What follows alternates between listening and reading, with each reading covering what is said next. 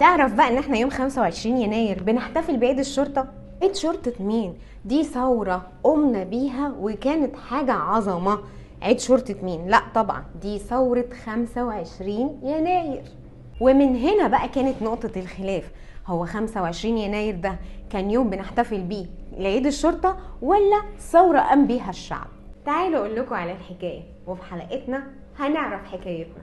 الحكاية ترجع لسنة 1952، بس قبل ما نبدأ حكايتنا هنعمل فلاش باك لسنة 1936، وتحديدا بعد وفاة الملك فؤاد الأول والد الملك فاروق، وتم تنصيب الملك فاروق هو سنه 17 سنة حكم مصر. يعني كان شاب لسه صغير، ما كانش مؤهل انه يبقى ملك او مش قادر يقوم بحكم البلاد بالقدر الكافي. مصر وقتها كانت تحت الوصاية البريطانية بشكل كبير جدا، والانجليز كانوا مبرطعين في خيرات مصر بشكل مش طبيعي ومرحرحين وكأن البيت بيتهم، وكان عددهم ما يقرب من 80,000 جندي وضابط.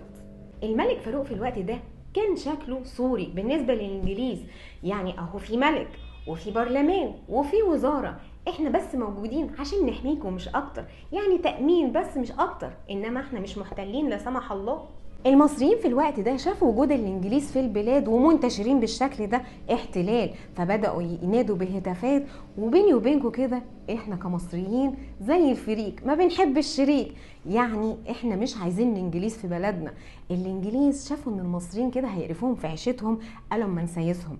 جمعوا مجموعة الاحزاب وعلى رأسهم حزب الوفد اللي كان بيمثل الوزاره وقتها بقياده مين؟ مصطفى باشا النحاس. وقالوا للاحزاب احنا مش موجودين في مصر ان احنا محتلين لا سمح الله، لا احنا موجودين بس عشان ممر قناه السويس والتجاره بتاعتنا ومصالحنا، انما احنا مش جايين محتلين.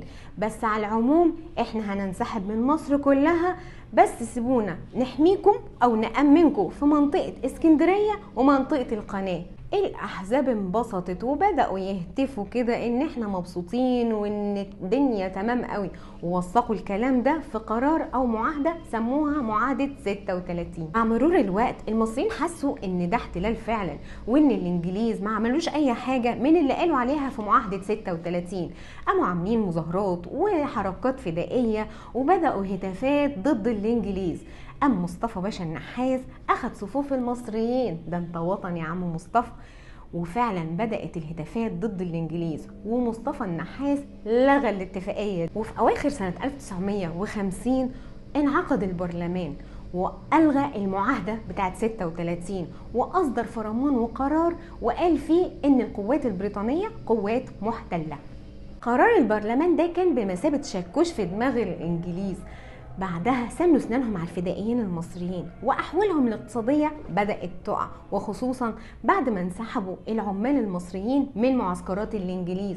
ده مش بس كده، ده التجار كمان كان ليهم دور وطني عظيم جدا، ان هم منعوا المواد الغذائيه والاكل والشرب عن معسكرات الانجليز، يعني كده شالوا عنهم ميه ونور. الشرطه قامت بدور عظيم جدا لما كانوا بيساندوا الفدائيين وبيحموهم ضد الانجليز. بريطانيا العظمى بجلالة قدرها انزعجت من القرار بتاع البرلمان لإلغاء المعاهدة، وقالت لو الفدائيين ما تلموش ولموا نفسهم في الشوارع ضد الانجليز فاحنا هنعرف نلمهم صح وهندكها عليها على وطيها. طبعا اسم الشرطة كان جنب مبنى محافظة الاسماعيلية في شارع مارسيليا. مجموعة شباب المصريين ضربوا الكلام بريطانيا العظمى عرض الحائط، وفضلوا يقوموا بثورات وهتافات ضد الانجليز، بالرغم ان كان بيقع منهم ناس كتير قدام القدرات اللي لا تفوق الخيال من الانجليز. وقدرات المصريين ومجموعة الشباب المصرية اللي زي الورد دول كان معاهم امكانيات محدودة قدام الأسلحة والحاجات الغريبة اللي كانت مع الإنجليز. يجي بقى ليوم 25 يناير سنة 1952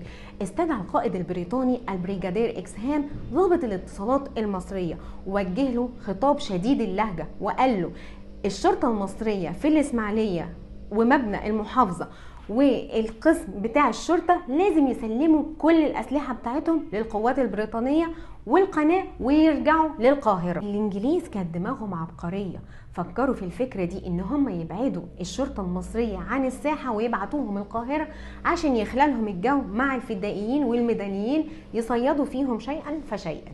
الشرطة المصرية بلغت فؤاد سراج الدين اللي كان وقتها وزير الداخلية ان احنا لا نبالي بالتهديد ده، وبلغ القوات البريطانية باللي احنا بنقوله ده.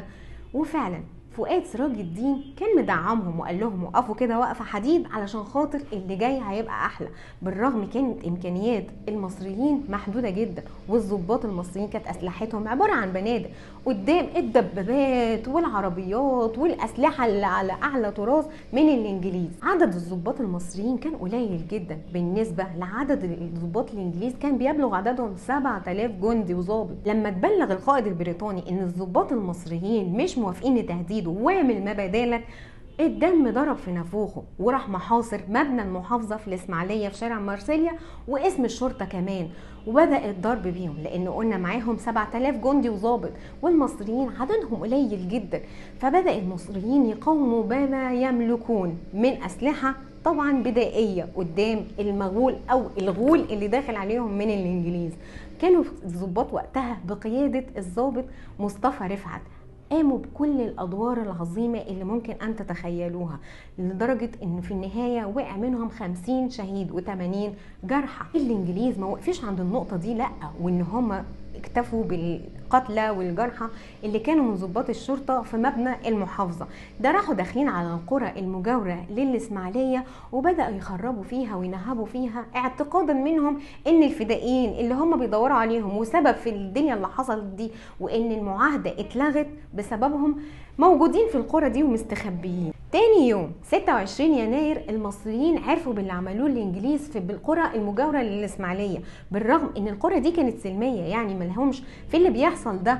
المصريين الجدعان قاموا بقى مولعين الدنيا من تكسير ومن تخريب، اصلا انت كده بتتعدى على حقوقي. ما جم يخرجوا جثث شهداء الاسم ومبنى المحافظه، تخيلوا بقى ايه اللي حصل. القائد البريطاني اكس هام خلى الجنود البريطانيين او الانجليز يقفوا صفين ويلقوا التحيه العسكريه على جثث شهداء ضباط مبنى محافظه الاسماعيليه، لانه شاف بساله وشجاعه قدموه بالرغم العدد القليل اللي هم كانوا بيقوموا بيه ضد الانجليز. شعبيه الملك فاروق اتهزت، وكانت فرصة عظيمة جدا للضباط الأحرار إن هم يصطادوا في المياه العكرة ويعملوا ثورة ضد الملك فاروق. كانت ثورة 23 يوليو سنة 52.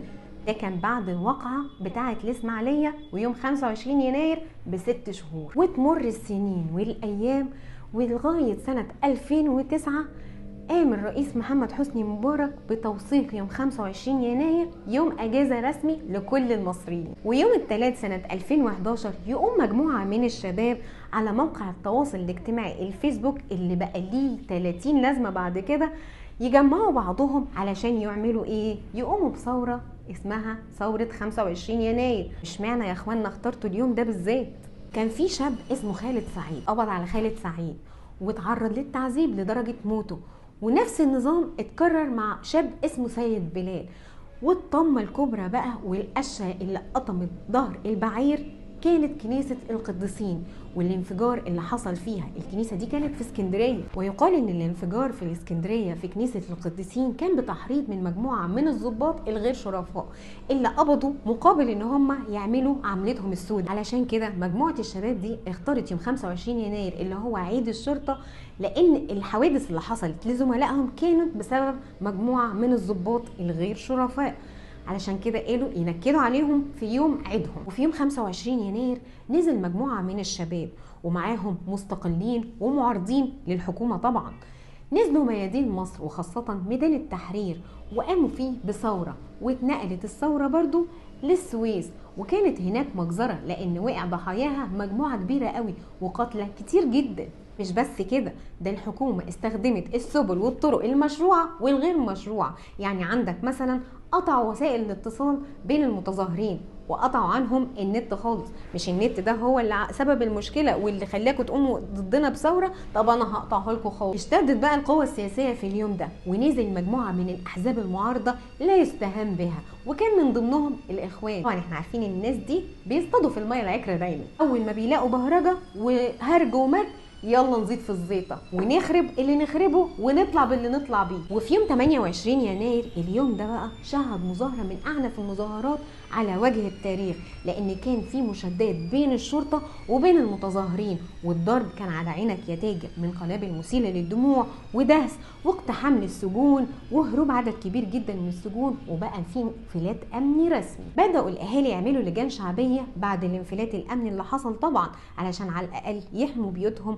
والمنطقة اللي ساكنين فيها لحفظ الأمن بمعنى أصح. مبارك لقى الفوضى انتشرت في كل مكان، قام أعلن حالة طوارئ ونزل الجيش، بالرغم ان الجيش اختصاصاته خارجية مش داخلية، بس نزله لحماية المنشآت ومرافق الدولة، وهوب راح فرض حظر التجوال. ما هو ده الطبيعي. مبارك وقتها ما كانش عارف يعمل ايه ولا ايه، وكان في حيرة من امره. اصدر قرار باقالة وزارة نظيف، وكلف الفريق احمد شفيق انه يشكل حكومة، وعين عمر سليمان نائب للرئيس الجمهورية، وقال انا مش هرشح نفسي لدورة رئاسية تانية، ده وعد مني، بس على مين؟ ما يقدر على القدرة الا ربنا، ده احنا الشعب المصري. وفي 1 فبراير في نفس السنة كان في مؤيدين لمبارك اخدوا بعضهم وقاموا بمظاهرة قدام مبنى ماسبيرو، كانوا بيأيدوا حكم مبارك.